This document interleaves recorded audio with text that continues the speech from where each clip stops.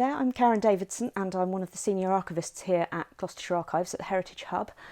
And one of the things that I think people don't always appreciate about archives is that they are the written evidence of what happened, which it might sound obvious, but people often think of archives solely in terms of family history, which is great. You know, you can trace your family, you can find out who they were, where they lived, what they did. But sometimes archives can have a real impact on people's lives today. And probably my favourite example of that was one afternoon I happened to be on duty in the search room, sitting on the inquiries desk, and a gentleman came in and I overheard him talking to my colleague about trying to find some school records for the city in the 1960s. And it turned out that his mother had come from Jamaica in the middle 1960s and had attended a school in Gloucester City. And she had had a threatening letter from the Home Office, which it was right in the middle of the Windrush scandal. And she'd had a letter from the Home Office saying, basically, you need to prove your right to be here.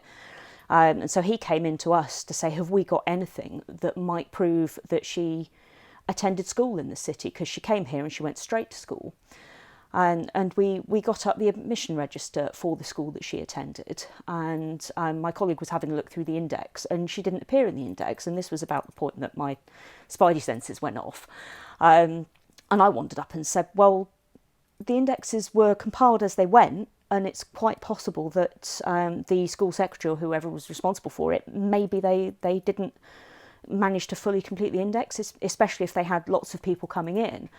And so I asked the gentleman, you know, when did your mother arrive, do you know? And he gave us a rough date, and so we started looking a bit before that, and we looked through the pages of admissions, all these names, and then after about 5 pages, there she was. And so we were able to do a copy of the entry for this gentleman so that he could take it home to his mother, so that she could prove that she had every right to stay in the country, because she'd arrived some years before the cut-off deadline for the Windrush generation. And although we never actually heard the outcome, I really hope that it was enough to prove her right to stay, and that she's still here. And that was probably one of the most impactful moments of my career.